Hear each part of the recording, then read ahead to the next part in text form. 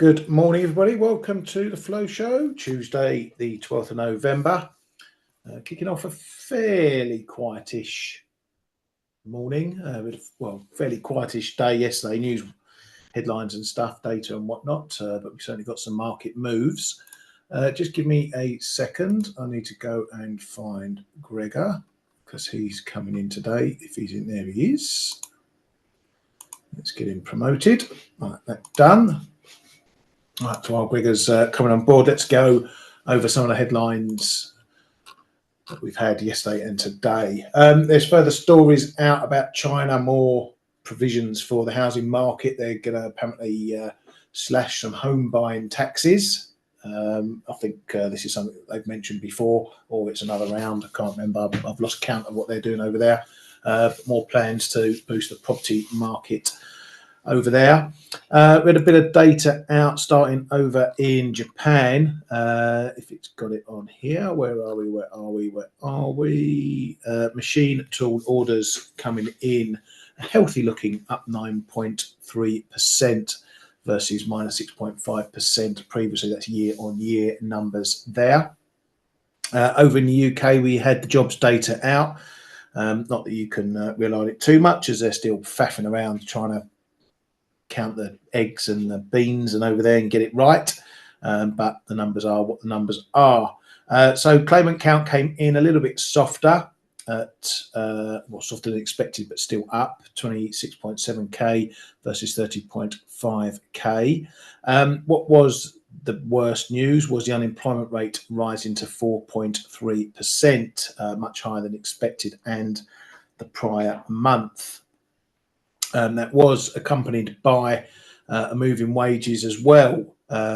Overall earnings rose 4.3%, well above the 3.9 expected and prior. So that went up. But if you take out bonuses, they actually came down 4.8%, not as much as the 4.7%. There's probably a bit of noise in here from prior negotiated wage deals the government did with rail unions and whatnot.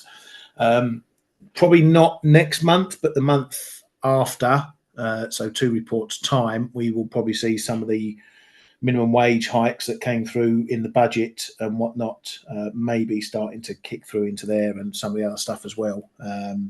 So that budget may impact wage data later on, but that's months down the line. But for now, a little bit negative on that higher unemployment rate. That's the bad news there. We had BOE's chief economist Peel out again, saying that it wasn't obvious 2 years ago that CPI would now be at target. Shows their foresight, really. It says a large part of the inflation reduction has been by design. A bit of a victory lap there, having to chase it up with interest rates, and now they're claiming victory on the way down. Amazing. He says they've seen substantial disinflation in the UK economy. The rate cut last week does not mean that the job is done. Pay growth is quite sticky and at elevated levels, and that growth is hard to reconcile with the CPI target. He said the direction of travel on rates is likely to be gradual, and says the real question is of how far and how fast they go on rates. Over in the Eurozone, we got some data out there as well. Germany, some final CPI numbers there, pretty much unchanged. Well, everything was unchanged, really. So moving along from that one, 2.4% inflation, confirming that rise from 1.8% previously. We had the German zoo out, which was yet another stinker. Falling to minus 91.4. Let's have a look at the old chart of that one right now. Look at that. Over the last 4 years, it's only been positive for 5 months, that number, and getting worse and worse and worse. Pretty amazing there. It was improving earlier in the year, but now it's taken a bit of a bath again. So as you can see, a big downtrend going on there, and not looking to improve. That was accompanied by the main economic sentiment, or the expectations number, dropping as well, 7.4 versus 13.2 expected, 13.1 prior. So not looking good at all over there in Germany. Things are going to potentially get worse because IG Metall, the big union over there, workers' union there, has agreed a pay deal with employers. Not quite as much as they wanted, but they've agreed for a 2% rise April 2025 and another 3.1% a year later. This is on top of a big 8.5% pay increase that they got last time around. Why it's bad news is because we know, obviously, the economy is currently in the shitter, particularly in manufacturing. Volkswagen shutting up plants, getting rid of workers. They've also got pay agreements to be had next week as well. So I don't know how they're going to go. So wage increases while your economy is doing crap is not a good recipe for either inflation or for helping the economy along. But that's the position that unions hold over there, and that's the situation they're in at the moment. But I wouldn't say they were huge increases. IG Metall were looking for something like 7.6%. So they got, I think it's a cumulative around 5.1%. There's some added payments, pay bits and pieces being chucked on top of that as well. Over to politics, and it's looking like the potential for a February general election over there. The confidence vote may be held, as mentioned yesterday before Christmas, on December the 18th. So we're looking at a February election over there, well, depending on the confidence vote and how that all goes as well. But that's the date being circled on the calendar, December 18th, for the confidence vote. Fed's Kashkari was out saying the economy is strong, but inflation has not been vanquished. So striking a cautionary tone there. Aside from that, that's it. Been a bit quiet. Obviously, yesterday was half holiday-ish in the US. Bond market's closed, but plenty of moves still to be seen. Gregor, how you doing, mate? Hey man, I'm here. I'm fine, thanks. Watching Cryptocurrencies for the last few days. You've what, sorry? I'm saying that I'm watching cryptocurrencies for the last few days. Oh yeah, you and everyone else, mate. I might show that one a bit later as well. Just the madness going on in cryptos that I popped in our Skype chat earlier. Right, do you want to take it away, mate, and show us what you got today? Yeah, sure. Let me hand you over the screen. All yours, mate. Yeah. I think that's right. Okay. Can you see these two charts? Yeah, got it all, mate. Yeah.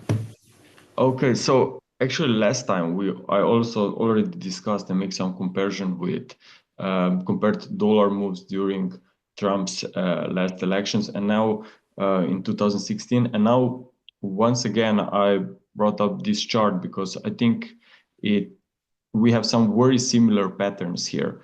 So back then in 2016, when Trump was elected, we have seen a very nice push to the upside, both on stocks and the dollar at the same time. But then in December, we have seen a strong reversal to the downside on the dollar, and this has caused even more gains, obviously, on stocks and other markets. Now we have some very similar pattern, and I'm just wondering if maybe something similar could occur. We are still seeing dollar quite strong. Stocks are also still looking very good. We have already also cryptocurrencies that are making some very sharp moves to the upside. So I'm wondering if maybe there will be some FOMO playing out on the stock market, if there will be even more inflows. Of course, this will be visible and recognizable much easier if we will see dollar reversing to the downside, because then obviously some big flows will be happening, and this could actually cause some very extended and strong moves to the upside, in my opinion, on the stock market. But if we'll see some very extended sharp moves from here, I just think that in 2025 it will be a dangerous place, and I think that some major reversal in trends could actually then show up. But for now, as I also said last time, the dollar is still in this recovery mode, and I think that there can be even a push towards 107 area. We are just breaking this trend line resistance here, connected from October of 2023. So actually, 1 year old trend line is now being broken, and definitely there is room for further upside. Some back and forth moves could happen. We have the US CPI tomorrow, I guess. So maybe some slow price action will be seen, but if we see any solid retracement, I just think that there is room for more upside in the short term. But as I said, maybe in December, we are going to see this wave C trading at this strong resistance area up here. So I would not trust dollar once we are at these levels. I think that there will be a risk for a reversal. And if that's going to be the case, I think, as I said, that stocks could experience some very sharp moves to the upside. So when I'm looking at stock market, it's very hard to find any kind of a good setup right now, right here. Even if we will see an extensions higher in the fifth wave, you should watch and observe this potential retracement. I think that very nice resistance is now being retested here, but what I would be watching for retracement here on dips is at 5,900. That would be the first support if we are going to see maybe another fourth wave here that will later on send us even higher. But 6,000 for now is definitely a very important level here and not worth to chase it. I just think that there is a risk for some retracement in the short term. What we are seeing is Chinese shares are coming to the downside. Hang Seng Index is breaking out of this consolidation. So I think that Aussie will retest, possibly even break this 6,500 level.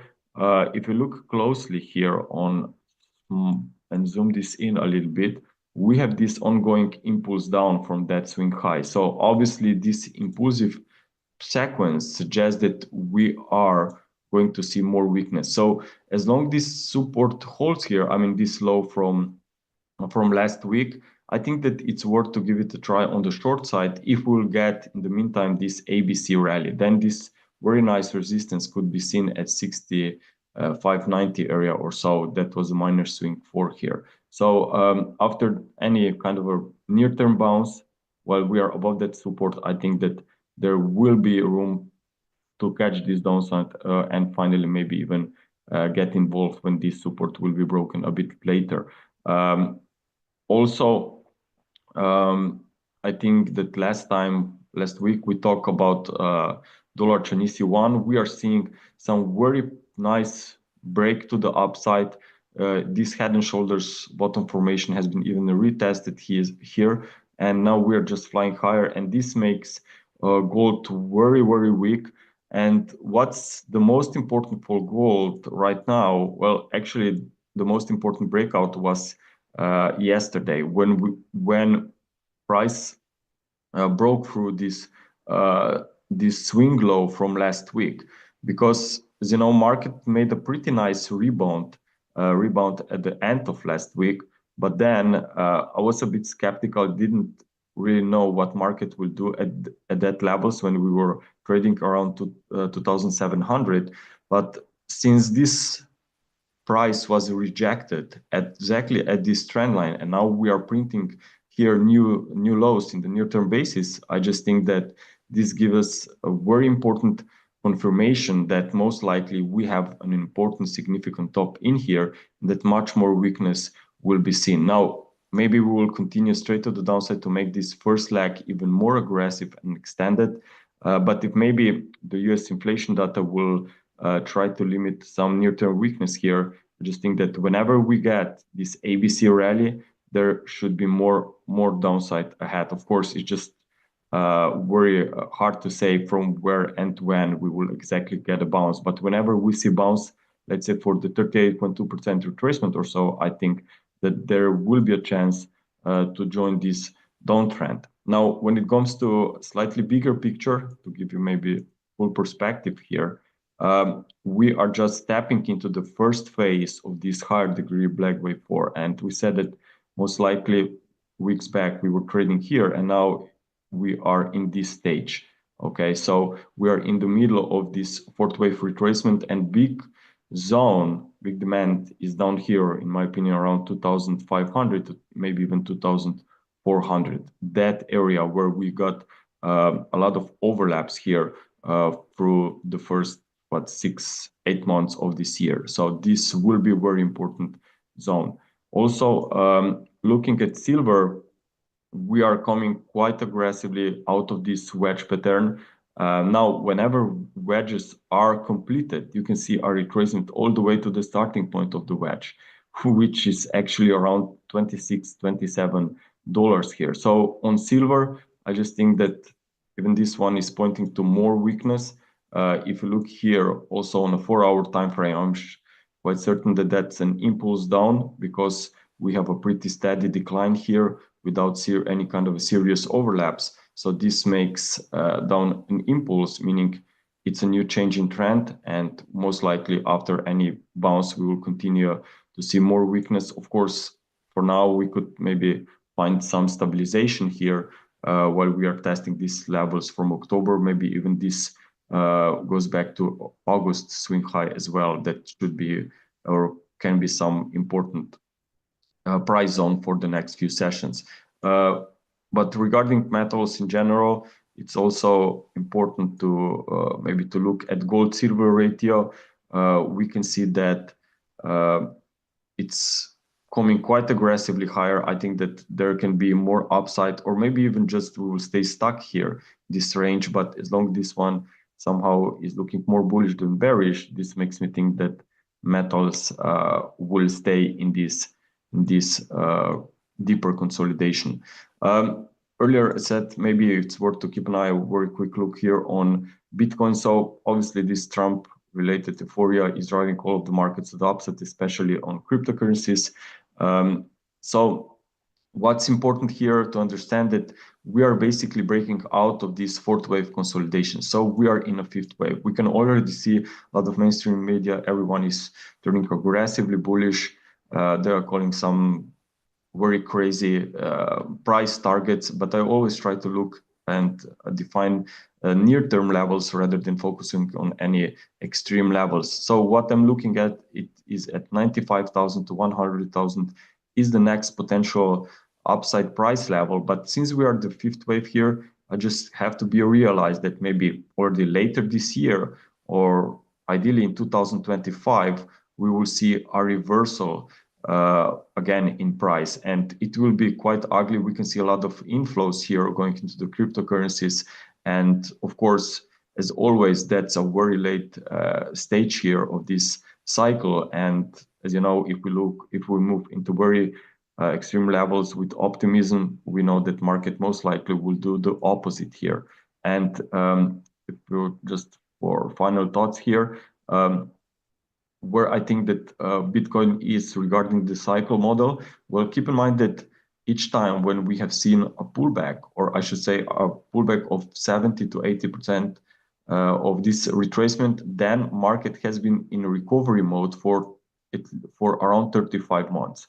You can see here this. So after these pullbacks in red, we have seen a recovery for 35 months. Okay, now keep in mind that this current recovery on Bitcoin is already here since the beginning of 2023. So basically, we are moving slowly into very late stages of this current recovery cycle. But everyone now trying to show up like we are seeing a bull run right now. Well, actually, we are already in recovery mode after this 70% of retracement for the last 2 years, if not more. So I think that you have to be aware that we are in a very late stages here. Of course, moves can be very explosive and volatile still to the upside, but when it comes time projection, I just think that maybe in 2025, we will have to be aware of potential retracement here, and that buying into this current phase, it's very, very late. Okay, so that's what I had. If everyone has anything to add, Ryan, you. Thank you very much, mate. Yeah, good stuff as always. And if you've got something you want Gregor to look at, just ping it in the chat. Are you going to hang around for a bit, Gregor? Yeah, sure. I will be Yep, here. cool. Just we'll keep an eye on the chat there if you throw anything, people want to throw anything at you. Right, I'm going to grab the screen back quickly. Make sure you can see that.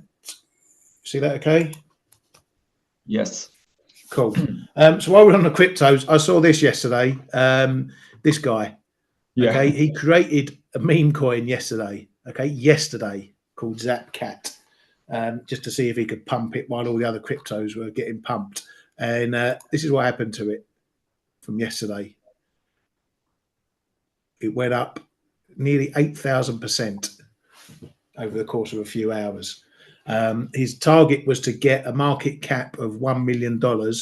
And then he said he was going to tase himself if he hit a 1 million market cap. Well, it did hit the market cap of 1 million before coming back. So now he's got to apparently taser himself. This is the bonkers world we live in at the moment. That you can just create a meme coin out of nothing and make it go up 8,000%. Who's buying this? His You followers. can see it all here. Just people. Just, I mean, obviously there's been a few more sellers at the moment, but yeah, I mean, I was watching this last night when I was doing the options. You can see a lot of people selling it, but yeah, people were buying this all yesterday. You know, well, it goes back hours, but people were. Well, you can see people just piled in. He was actually pumping his own coin through Twitter, I guess. Yeah, pumping it. It was just, he made a joke of it. It was a complete joke. This guy, and yeah, I think he burned a lot of tokens by accident as well. I don't know. He says it all. I made the dumbest meme coin I could think of to see if alt season would send it, and it did. And everyone jumped on board. And bonkers. Absolutely this bonkers. Actually really tells us in which phase of this current cycle we are in. Okay, yeah. If you're seeing these kind of stories popping up, I just think that you have to be very, very careful here. And that this game will not end up well. No. Well, I mean, look at this up the top here. Look at some of these gains that you're seeing in some of these cryptos, just in the moment of Trump's win. Again, this is another one that only started yesterday. Rocket to the moon. Bonkers. Absolutely bonkers. And, people are in every second, buying, selling. It's just amazing. If you're not in at the ground floor, then it's a very dangerous trade to get in. But if you can pick one of those, it can make your fortune in an instant. But anyway, let's go back to looking at something more sensible. That's FX markets, if you can call them sensible. Dollar CAD might be on the move. Finally, we might be getting a bit of a break of this 139, 50, 60 area. We've had a few goes trying it recently. What it has done is, for once, it's broken above this 139.50 area and it's starting to hold it. So that's the first point you want to see happening here if we're going to get a move up to the fabled 140 area. And just now it's pulling back from the fresh high down to the 139.58, 59, 60 level. If it holds that, then it's going to give it the impetus to push up. So maybe at last we're going to get a move up to this 140 and well, you've got to go back onto a real wide chart to see what happens next if we break that. If we do get above 140, and I'm going to drop some buy stops in, I think, shortly, then first area is going to be this sort of traffic area around 142s is a bit of a level, but you've got to keep going left, back quite far to start picking your levels up off of here. So yeah, 142.65 just across the top there. It was previous weekly highs, but it's really a case of where it's going to stop. Might have to be a bit of price discovery if we get above 140. But the obvious target for a break there is going to be that huge double top. 146 is high, 146 is near to 147. So that's the big one. But for now, it's making the technical moves it needs to. holding the areas that it's breaking. It's always the first sign. I was looking for a dip. Everyone was looking for a dip in this one. We haven't got it. So the only way to really trade it down, if you want to buy it here and shut your eyes, is to wait for a move to 140 and see if you get a break. I may all still be interested in a little short up there as well, just for a big figure scalp, because it is going to be a big one. And when we haven't traded a level for a long time, I don't mind having a little scalp against it, but it depends on what the price action looks like as we get up there. If we get up to sort of 90s and we hold, and then we do 136.70, 90, 136.70, 90 for a while, and we get a bit of building action that looks like it's going to blow, then I'll be less inclined to try a big figure short. If we go from here straight there, then I'll try it. So yeah, you've got to watch the price action from this point. We've got a few other pairs playing technical niceties with the levels. Euro sterling, that had the break yesterday through 83 and held it straight after. We got a dip down through my next level around this 82.76 level, and we were holding below, went to the low, then we came back above. Exclude that move there, that's the broker roll, so it's a false spike, that one. But so if you take that out, we were holding overnight through Asia this level again, so that's really key now. But we went up to 83s, couldn't get through, and now we're coming back down again. So this is your ball ground for now. If we hold again here, then maybe we do get a move back up through 83s. But that's the game being played now. If we back below this level, we're probably going to test those lows, and then we need to see if we're going to hold those lows again. Remember, this is Euro sterling, so it can do a lot of sideways, a lot of looking good at price action, and then it can make a move.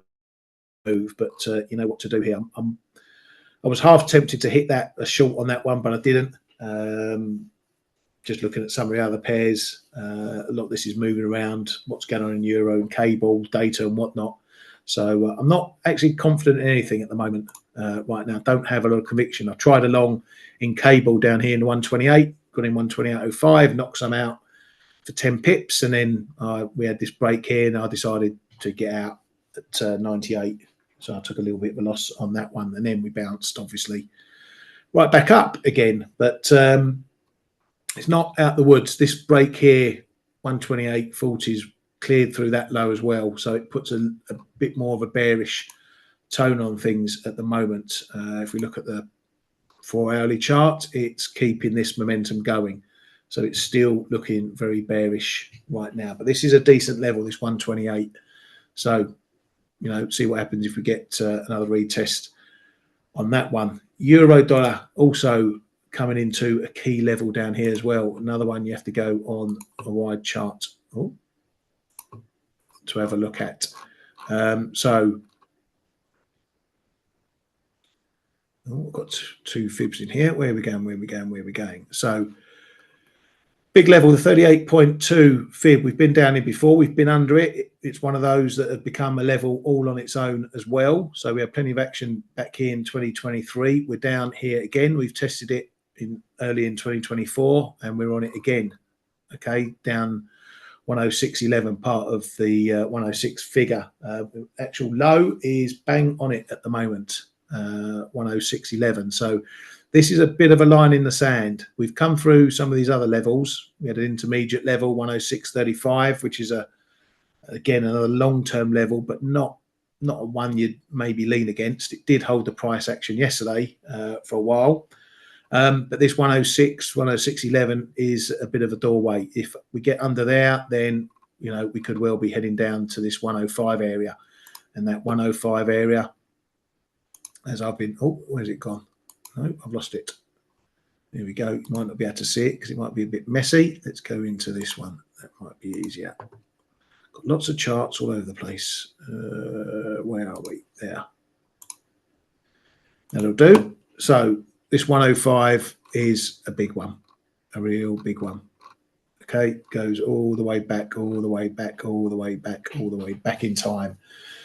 So that's going to be a real test if we get down there. If we break that, then, you know, we could be heading back to this sort of thing.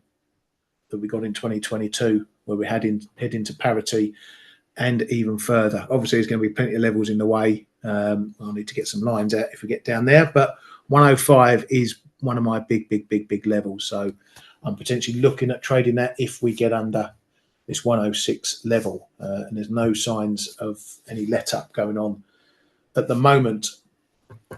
Another one I want to look at, iron up, euro sterling moving like a meme coin. Not quite. One day, mate.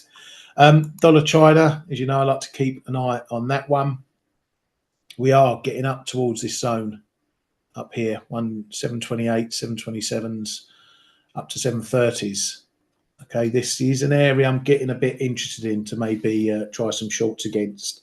I've been trying hard to sit on my hands and not get in too early. But I think if I see us up here, 728, I might be tempted just to start putting on a little bit, run a stop above these prior highs, probably 137s, 138, something like that, if we get up there. So this one is still moving in that direction. I think the PBOC and officials is going to start squawking about that if we get up there, and if they decide to really put the brakes on, then they'll do so. So one I'm keeping a close eye on.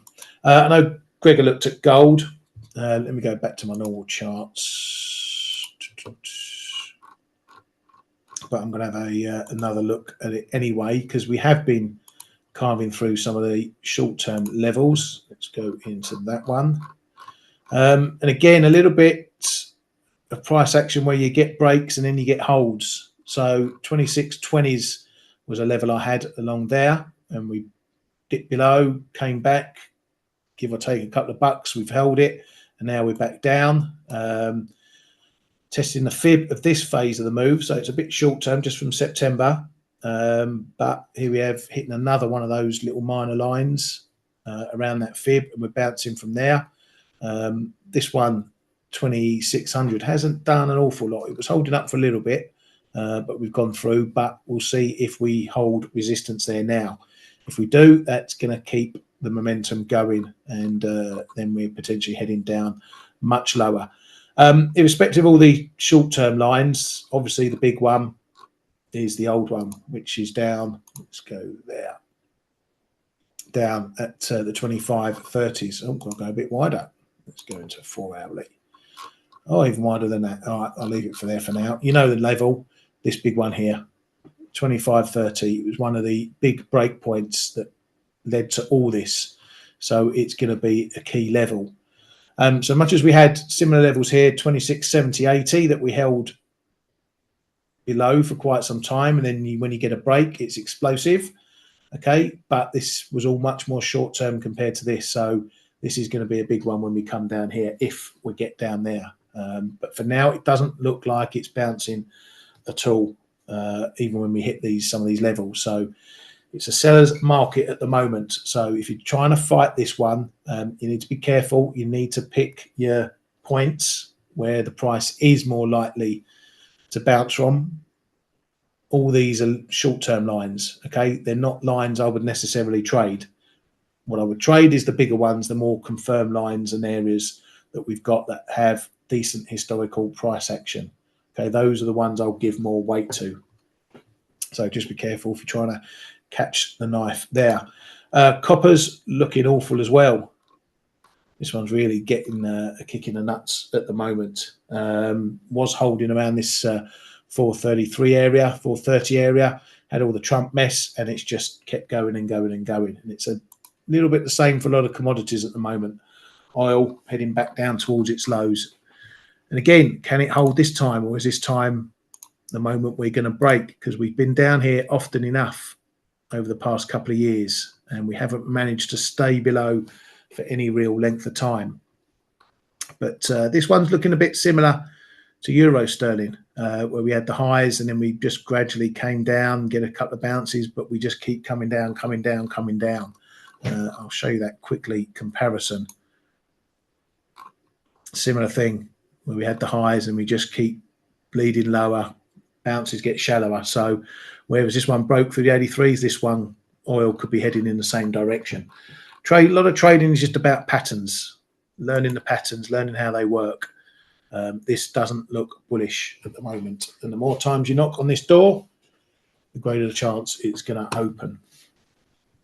What we also need to keep watching, or get back to watching, is yields, because bond markets are fully open now, and here we are seeing yields. They've obviously had a move up on the back of what we saw reaction yesterday in the dollar and whatnot.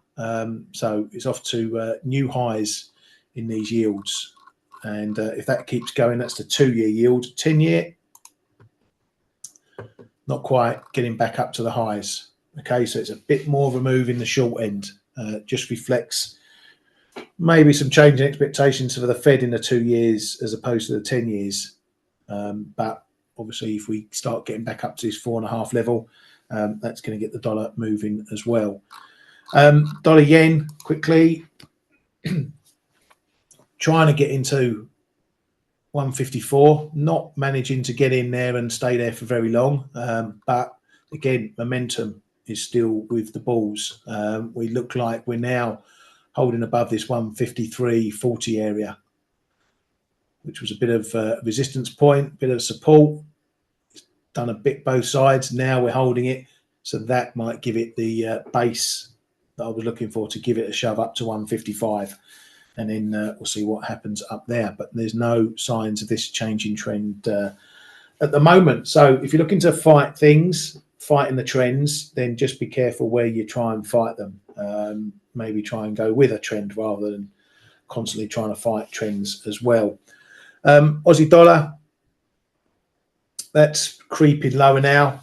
Maybe the weight of these commodity moves is finally taking its toll. So this one's not looking good either. We could be heading much lower now.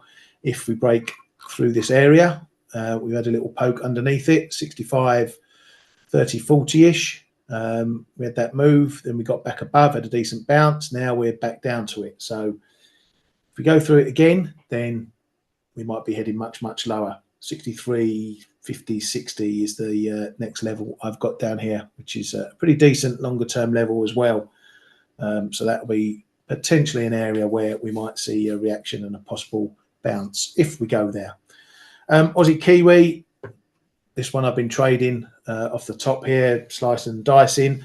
It's looking now like we're holding below this 108, 15, 20 area. Not had a real test, just a half-assed test, that candle there, but now we're moving lower. So been sitting in this one since the beginning of October. I'm looking for a move back down to the magnet at 108, but I think we're going to need the RBA changing its tone at some point to help that along. So that's what I'm waiting for. But I am being a bit more dynamic in adding and cutting as the price moves around. We got Aussie jobs this week, so that might be a bit of a killer for this one, or indeed send it back up to the highs. But that's looking at the moment like a decent double top, but we need to get down below that low, and then this 109, 45, 50 area. If we do that, that will look like that double top is really solid, and we're going to start breaking down again. Right. I don't know if you've got anything else you want to look at, Gregor. Any questions, or a bit quiet on the old chat today, you lot? What are you, half asleep? I think you need to liven up a bit. Yeah, you're good, mate. Yep. Cool. We'll call that a session then. Thank you very much, Gregor, for all your wonderful charts and analysis as usual. And thank you to all our viewers for coming to the Flow Show. Catch us on Face later. Otherwise, we shall see you tomorrow. Cheers, mate, and thank you, everyone. Bye-bye. Hey traders, this is Blake Morrow with ForexAnalytix. Thanks for stopping by our YouTube channel. Don't forget to like these videos, share them, and subscribe to our channel so you don't miss any of the content that we provide here for free. Thanks for stopping by. I'll see you in the next video.